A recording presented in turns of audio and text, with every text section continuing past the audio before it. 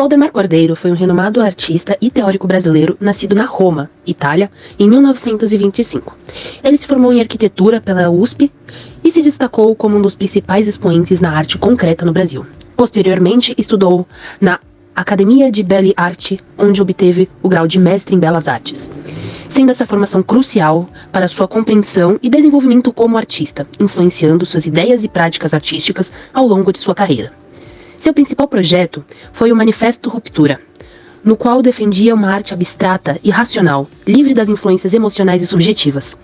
Cordeiro era conhecido por sua abordagem racionalista, uso de formas geométricas simples e uso de tecnologia na arte, como o uso de computadores para gerar composições artísticas. As obras de Valdemar Cordeiro, em seus projetos paisagísticos, utilizam de forma intensa os princípios de semelhança e proximidade da gestalt visual, empregados no concretismo e que estão presentes tanto em seus quadros quanto nos jardins. As gestalt são um estudo como o nosso cérebro age perante as percepções de imagem, forma de elementos construtivos que se unem por determinadas características. Essas leis elas são determinadas a partir da junção de mesmas características, formando um grupo de componentes harmônicos e equilibrados. Em seus projetos geometrizados, era intencional avaliar as questões práticas e conceituais da arquitetura, com a disposição dos elementos paisagísticos, tais como plantas, águas e pedras. Então, nesse slide a gente consegue perceber alguns projetos residenciais, alguns até não identificados, mas que possuem um acervo dentro da família Cordeiro e que tem grande relevância assim, para a história e de como o Valdemar contribuiu para o paisagismo. A gente percebe também que algumas dessas imagens mostram um passeio de mosaico branco e preto, né? Sua composição se baseia nos fatores de proximidade e semelhança dos elementos pretos, né? E de forma a criar uma sensação visual com linhas retas em dispositivos negativos e positivos. A gente consegue perceber em uma foto à direita da residência não identificada dos anos 50. Então a gente vê que ele brincou com esses elementos, né? Fazendo um conjunto de cheios e vazios. O playground do Clube Esperia é um trabalho significativo da obra de Cordeiro, em que há uma síntese dos conceitos, das referências, do trabalho artístico e paisagístico da vida do Valdemar Cordeiro. Esse clube, ele faz parte da Zona Norte de São Paulo e teve como partido uma proposição de um espaço de brincar em meio à cidade de pedra. O cenário desse desenvolvimento é reflexo do processo de urbanização das cidades, que em meados do século XX estava passando por um aumento populacional considerável, com a verticalização das cidades, interesse de mercado imobiliário, que fizeram com que a maioria da população fosse cada vez mais para a periferia.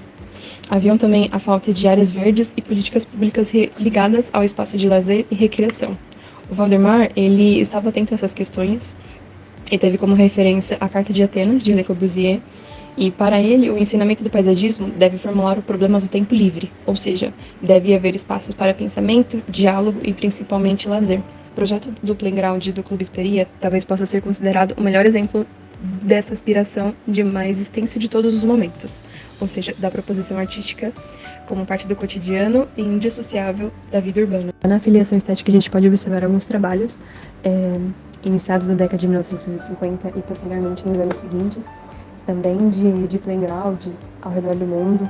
A gente vê a primeira imagem do Aldo Van Eyck, de 1950, Charlie Forbes, Mary Mitchell, Art Jobs. Também a gente percebe que eles brincaram com essa relação de correlação, formas geométricas bem dispostas, princípio da similaridade, proximidade, fazendo com que tivesse uma integração direta tanto com as crianças, com os pais, com todos os indivíduos ali presentes nesses locais. O parque, que tinha o intuito de ser livre para as crianças correrem e se aventurarem, hoje está completamente modificado pelos tradicionais brinquedos de plástico que encontramos em shoppings e parquinhos de condomínio, descaracterizando por inteiro a ideia do Valdemar Cordeiro.